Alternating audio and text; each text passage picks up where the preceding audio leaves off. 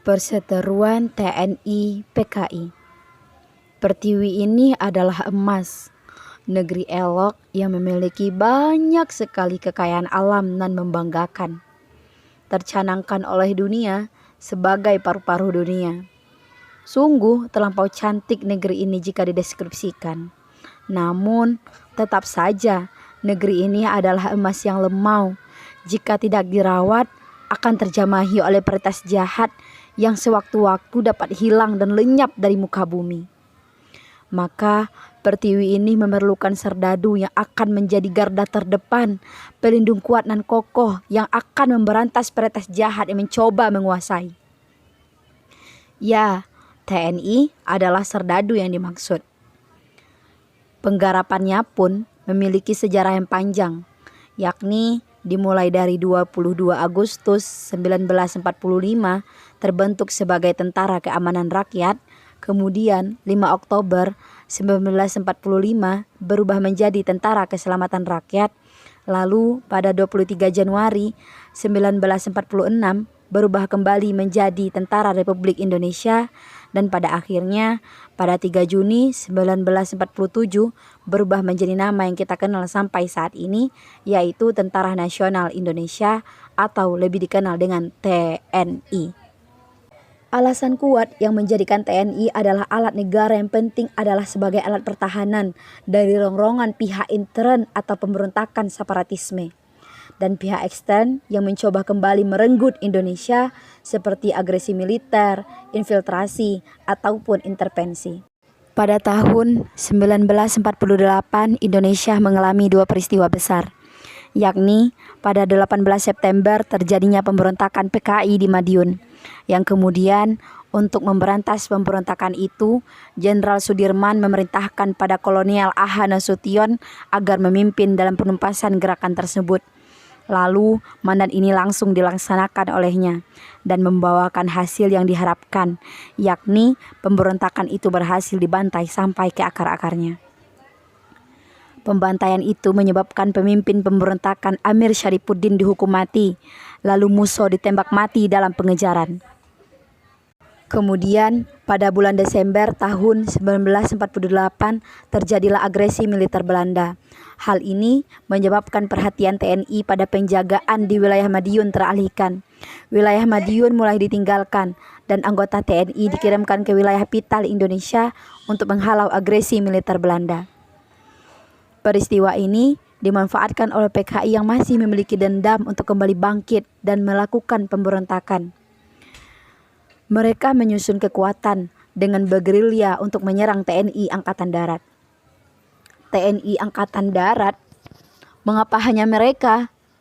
Jawabannya adalah karena TNI Angkatan Darat memegang kendali penuh saat pembantaian PKI di Madiun. Dan TNI Angkatan Udara dan Laut belum memiliki armada yang memadai, yang secara lembaga memang sudah terbentuk, namun secara fungsional berperan berdampingan bersama TNI Angkatan Darat. Sehingga hal tersebutlah yang membuat PKI sangat menargetkan TNI Angkatan Darat sebagai objek balas dendamnya. Kekuatan mereka mulai terkumpul ketika PKI memiliki posisi atas perpolitikan di Indonesia, yakni ketika pemilu 1955. Dan masuk pula ke kabinet ketika Soekarno mengampanyekan Nasakom, nasionalis, agama, komunis. Yang disinilah PKI memiliki peran semakin kuat dalam pemerintahan Soekarno. Soeharto sebagai pemimpin militer saat itu menghimbau pada Soekarno bahwa PKI itu adalah sekte ancaman bagi Indonesia dan musuh bagi ideologi sah Republik Indonesia, yakni Pancasila. Namun, hal tersebut tidak cukup membuat Soekarno sadar akan bahaya PKI. Justru, ia tidak menyukai atas apa yang Soeharto nyatakan padanya. Karena PKI merupakan kekuatan politik Soekarno yang paling besar dan sangat berisiko pada eksistensi politiknya jika ia meninggalkan PKI begitu saja. Lambat laun, konflik antar TNI Angkatan Darat dan PKI semakin meruncing. Kekuatan PKI semakin tidak bisa dibentangkan karena mereka disokong kekuatan oleh KGB, intelijen Uni Soviet, untuk mempropaganda mengenai Dewan Jenderal yang akan mengkudeta Soekarno. Kemudian CIA muncul dan membantu TNI Angkatan Darat dalam penumpasan PKI. Hal ini menyebabkan kecemasan di tengah masyarakat yang dimana dua sekte besar telah menjamah konflik intern di Indonesia. Soeharto adalah sosok yang paling berperan dalam penumpasan PKI ini. Lantas, mengapa PKI tidak membidik Soeharto dalam peristiwa G30 SPKI? Hal tersebut terjadi karena Ahmad Yani yang merupakan panglima diusung menjadi presiden selanjutnya menggantikan Soekarno yang mulai sakit-sakitan.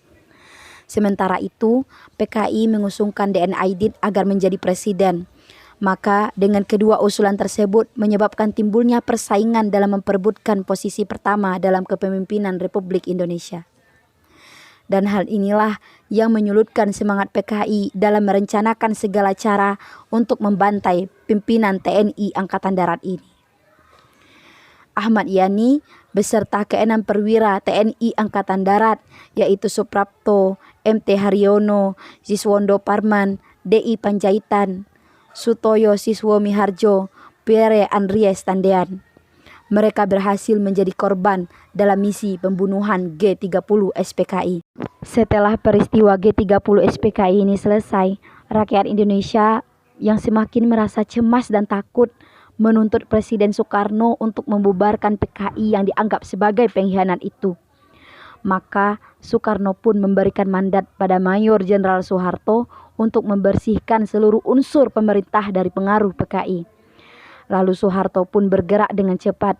Ia langsung memberikan perintah untuk memburu para tokoh dan orang yang diduga memiliki ikatan dengan PKI dengan keras. Selain itu pun, anggota organisasi PKI yang dianggap bersimpatisan pun dibubarkan seperti Lekra, CGMI, Pemuda Rakyat, Barisan Tani Indonesia, dan Gerwani.